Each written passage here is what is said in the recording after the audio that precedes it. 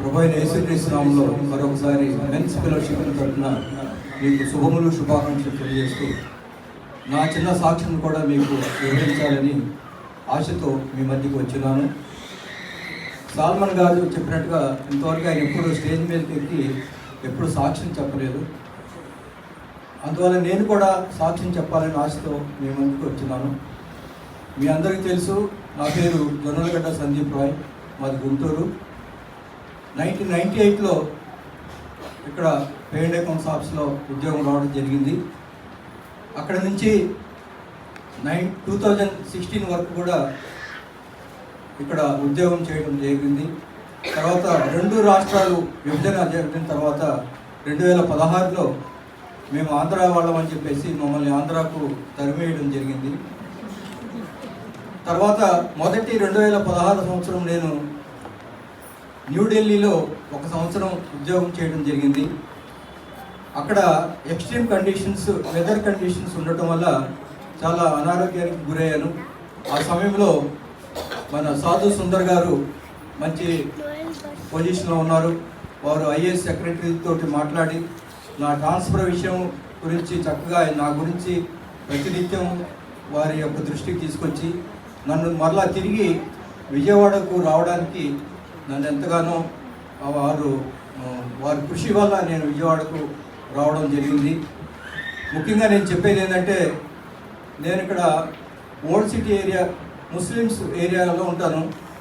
నేను house construction చేసేటప్పుడు నన్ను కన్స్ట్రక్షన్ చేసుకోనివ్వకుండా వాళ్ళంతా కూడా ఏకమై చాలా ఇబ్బంది పెట్టారు. అలాంటి సమయంలో మన సాల్మన్ గారు దగ్గరుండి వారు పోలీస్ డిపార్ట్మెంట్లో ఉండటం వల్ల కొంతమంది పోలీసులని కూడా దగ్గరుంచి నాకు ఎలాంటి ఇబ్బంది రాకుండా చేశారు. అందువల్ల సభాముఖంగా ఆయనకి ప్రత్యేకంగా ధన్యవాదాలు తెలియజేస్తున్నాను. అంతేకాకుండా నేను కంటి ఆపరేషన్ సమయంలో డాక్టర్ ఝాన్సీ గారు వారి యొక్క ఆమె ఎల్వి ప్రసాద్ హాస్పిటల్లో ఉద్యోగ నిర్వహణలో ఉండగా నాకు ఒక కాంట్రాక్ట్ ఆపరేషన్ జరిగింది.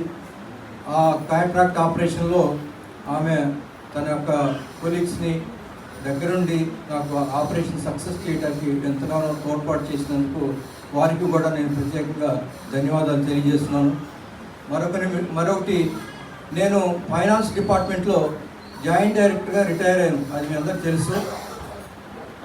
ఆగస్టు మాసంలో జాయింట్ డైరెక్టర్గా రిటైర్ అవ్వడం జరిగింది.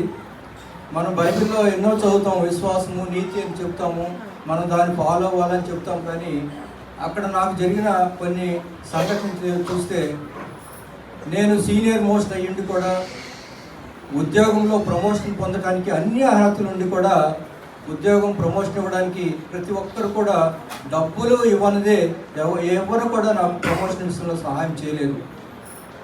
ప్రతి చోట కూడా ప్రతి ఒక్క మినిస్టర్ దగ్గర నుంచి కింద స్థాయి వరకు ప్రమోషన్ విషయంలో ఆ విధంగా అవినీతి జరుగుతూ ఉంటే ఇంకా మనం ప్రార్థనలు ఎన్నో ప్రార్థనలు చేశాం. మేము ప్రతిరోజు డాక్టర్ ఝాన్సీ గారి ఆధ్వర్యంలో మార్నింగ్ 5:30 నుంచి 6:30 వరకు ప్రతిరోజు మేము ప్రార్థనలు కొనసాగిస్తుంటాము. గత 3 సంవత్సరాల నుంచి వారు నిర్వహిస్తున్నారు. ఆ ప్రార్థనలో కూడా మేము నా యొక్క ఇట్లా ఉందమ్మా నా పరిస్థితి, నాకు ఉద్యోగం ప్రమోషన్ ఇవ్వడానికి వాళ్ళు ఎంతగానో ఇబ్బంది పెడుతున్నారు అంటే, మీకేం పర్లేదు అంకుల్, మేము ప్రార్థన చేస్తామని చెప్పేసి వాళ్ళు ఎంతగానో నాకు సపోర్ట్ చేశారు.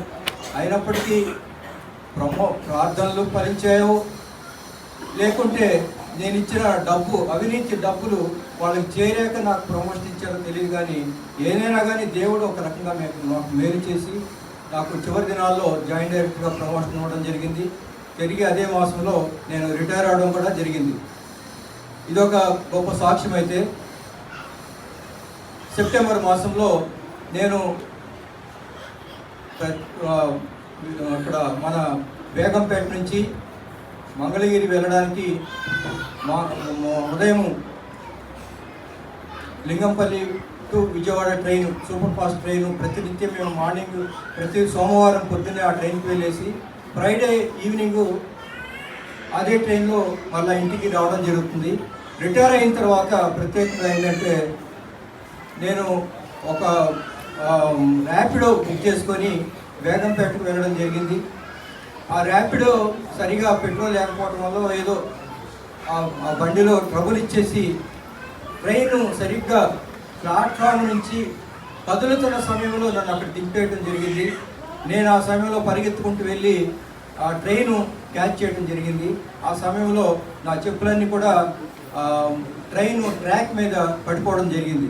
అక్కడ ఉన్న కొంతమంది యువకులు, అంకుల్ మీరు పైకి వచ్చేసేయండి, ట్రైన్ మూవ్ అవుతుంది, ఇది చాలా ఫాస్ట్గా వెళ్ళిపోతుంది అని చెప్పేసి నన్ను పైకి లావడం జరిగింది. కానీ ఒక్క సెకండు ఏదన్నా జరిగింటే నేను ఆ ట్రాక్ లోపలికి పడిపోయి ఉండేవాడినేమోనని దేవుడు నన్ను అన్ని రకాలుగా తప్పిస్తూ నన్ను అన్ని రకాలుగా నాకు సహాయం చేస్తున్నందుకు నేను ఆ దేవదేవుడికి ఎప్పుడూ కృతజ్ఞతగా కలిగి జీవిస్తాను. తర్వాత ఆ విధంగా నా జీవితంలో అనేక మలుపులు తిరిగాయి. నాకు 2 కుమారులు. పెద్ద కుమారుడు చైతన్య విజయ బ్యాంక్లో డిప్యూటీ మేనేజర్గా వర్క్ చేస్తున్నాడు. తన భార్య అసిస్టెంట్ ప్రొఫెసర్గా ఫార్మసీ కాలేజీలో అసిస్టెంట్ ప్రొఫెసర్గా చేస్తుంది. మా చిన్నబాబు సీనియర్ అనలిస్ట్గా యాక్సెంచర్లో జాబ్ చేస్తున్నాడు. ఇవి ఎందుకంటే చెప్తున్నా అంటే దేవుణ్ణి నమ్ముకున్న వాడికి ఎన్నో మేలులు, ఎలాంటి కొదువు లేకుండా దేవుడు ఎన్నో మేలులు, అద్భుతాలు, ఆశ్చర్య కార్యాలు చేస్తాడని నేను ప్రగాఢంగా విస్తున్నాను. అంతేకాకుండా ఈ సంఘమునికి నేను చాలా 25 సంవత్సరాల నుంచి సంఘానికి వస్తున్నాను. ఈ సంఘంలోకి వచ్చాక నా జీవితంలో ఎన్నో మేలులు, గొప్ప ఆశ్చర్య కార్యాలు జరిగాయి. మన సునాథ్ గారు నాలో నిద్రాణమైన దైవశక్తిని లేపి, సార్ మీరు వాక్య సందేశం ఇవ్వాలని చెప్పేసి నన్ను లెంటెల్ డేస్లో తన యొక్క టీంలో నన్ను కూడా, తన లీడర్షిప్లో నన్ను కూడా ఏర్పరచుకొని ప్రతి ఇంట్లో గృహంలో వాక్య సందేశం వినిపించడానికి నన్ను కూడా తీసుకున్నందుకు ప్రత్యేకంగా సునాథ్ గారికి ప్రత్యేకమైన ధన్యవాదాలు తెలియజేస్తున్నాను. అంతేకాకుండా నేను గవర్నమెంట్ జాబ్ చేస్తూనే మన రెవరెండ్ చంటిబాబు గారు, నేను కూడా ఎవరికి వాళ్ళు తెలియకుండానే ఇద్దరం ఒకే ఇన్స్టిట్యూట్ నుంచి bachelor of divinity, master divinity, master of theology ఇవి 3 కూడా నేను చేయటం జరిగింది. చంటిబాబు గారు తర్వాత సర్వీస్ నుంచి రిటైర్ అయిన తర్వాత కూడా ఆయన చేశాడు. తర్వాత ఆయన రెవరెంట్ పట్టా కూడా తీసుకున్నారు. కానీ నాకు సమయం లేకపోవటం వల్ల నాకు ఈ ప్రయాణంలో నాకు సరైన సమయం లేకపోవటం వల్ల నేను రెవరెంట్ చేయలేకపోయాను. BD, master of divinity, master of theology వరకు మాత్రమే చేయగలిగాను. మీ అందరి యొక్క ఆశీస్సులతోటి, మీ అందరి యొక్క ప్రార్థనతోటి నేను కూడా రెవరెంట్ చేసి ఒక పాస్టర్గా నా శేష జీవితం కొనసాగించుకోవాలని మీ అందరినీ సభాముఖంగా కోరుకుంటూ ఇచ్చిన అవకాశాన్ని బట్టి మీకు స్తోత్రాలు. మన చైర్మన్ గారికి ప్రత్యేకమైన ధన్యవాదాలు. మా యొక్క మెన్స్ ఫెలోషిప్ అధ్యక్షులు శ్యామప్రసాద్ గారికి ప్రత్యేకమైన ధన్యవాదాలు తెలియజేసుకుంటూ నా చిన్న ప్రార్థనను ఇప్పటి వరకు విన్నందుకు మీ అందరికి కూడా ధన్యవాదాలు తెలియజేస్తున్నాను. Thank you.